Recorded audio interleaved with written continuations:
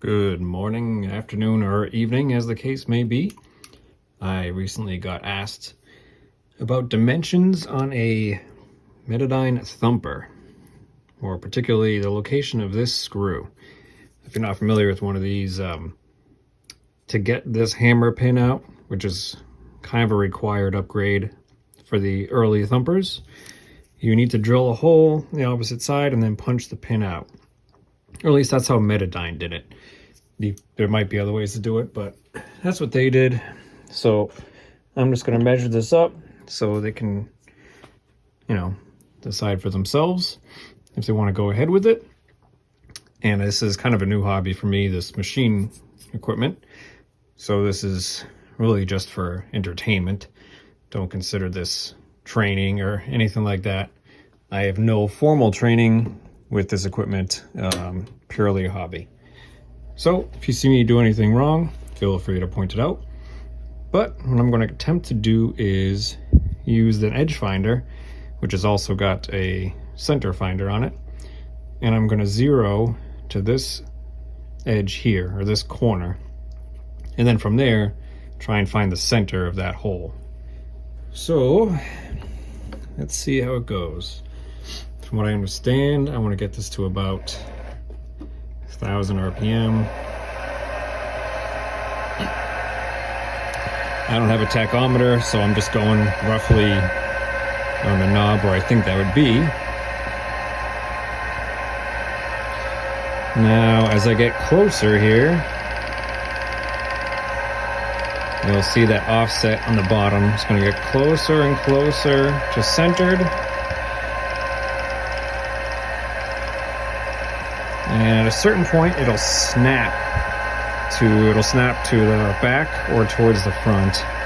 And that's the point where I've zeroed in.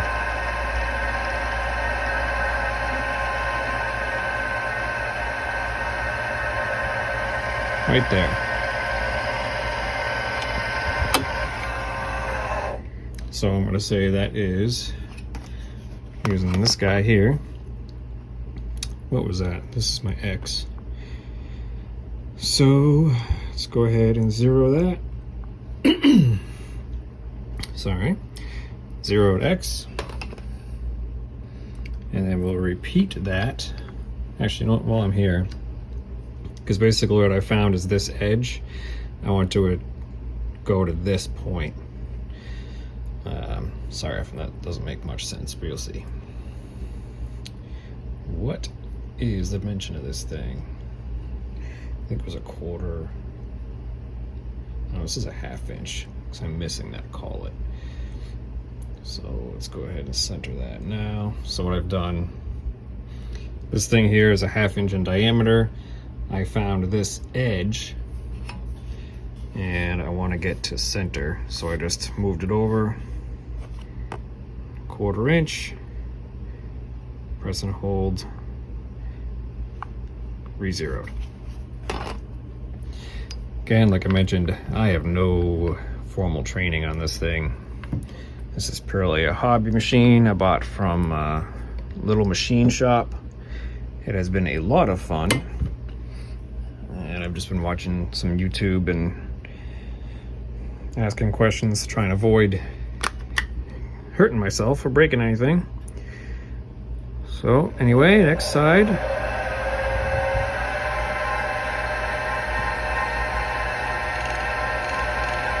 Just repeat the same process. There we go.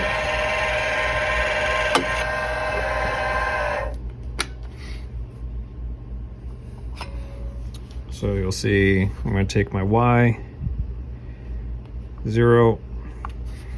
Now I'm going to again compensate for the diameter of my tool. I should probably double check is 1/2 inch. I'll do that after. Being more precise really than I need to be. Take that again. 0. Okay. So if I've done that right, hold this here. My X and Y are 0. on my readout,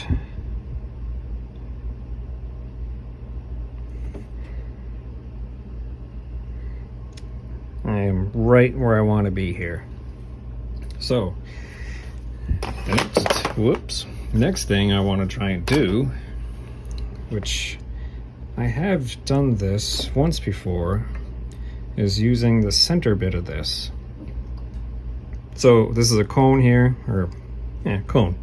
And I'm going to try and get that centered in this hole.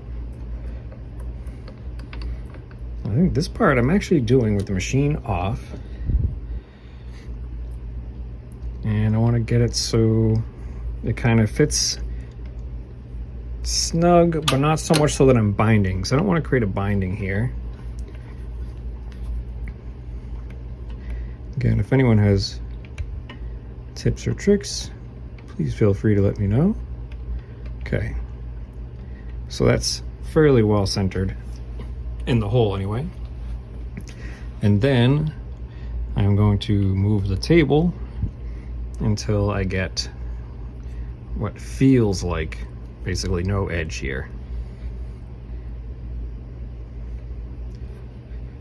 I'm not going to be super precise. I don't think my equipment is necessarily all that precise to begin with.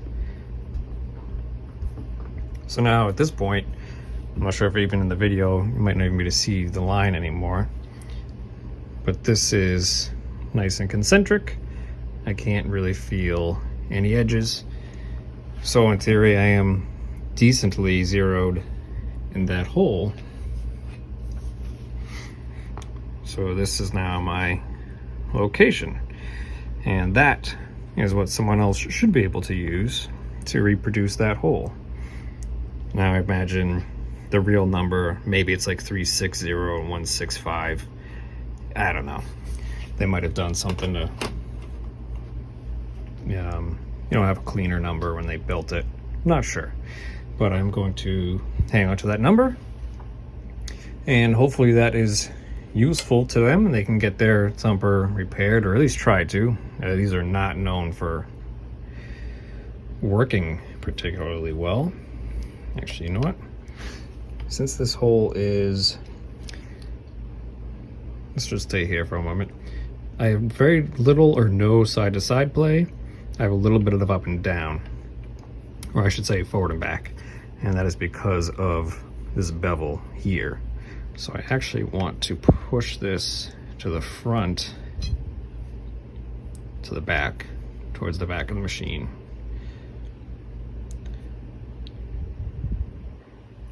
Yeah, okay, so that actually works out better. So if I want a feel-good number, which of course I want a feel-good number,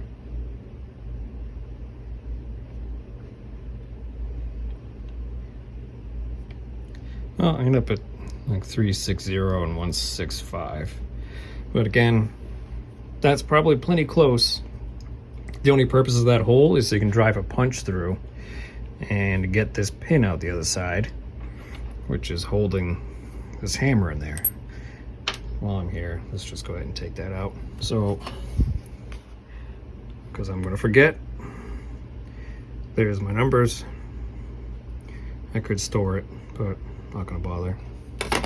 Anyway, since we're here, let's go ahead and just show you what I'm talking about. So this is the back of a thumper. Like so. That's a mostly complete thumper. These hammers, the V1 hammer was actually a piece of aluminum, and they tended to fail over time. The aluminum couldn't really hold up to the job, and eventually it would just wear out and wouldn't work anymore. The only way to get that thing out, because they used a blind pin, this would be something like this. Yeah. So they originally installed the blind pin and just kind of hammered in from this side with, really no intention of you ever taking that back apart. And the lifespan of those hammers was so short that it rather quickly became apparent that it did have to come back out. And unfortunately, the only way to do that was knocking a hole in the side. And they tapped it, put a little screw to cover it up so it doesn't look so bad, but it's always unfortunate when you got to drill through some nice ano. You know, they made a blind pin for holding in the hammer. Not thinking it would ever need to take that part out, but whatever. So there we go for now. Again, like I mentioned several times, I'm not a machinist or airsmith, just a hobbyist. So hopefully this was at least somewhat interesting. Thank you very much. Bye.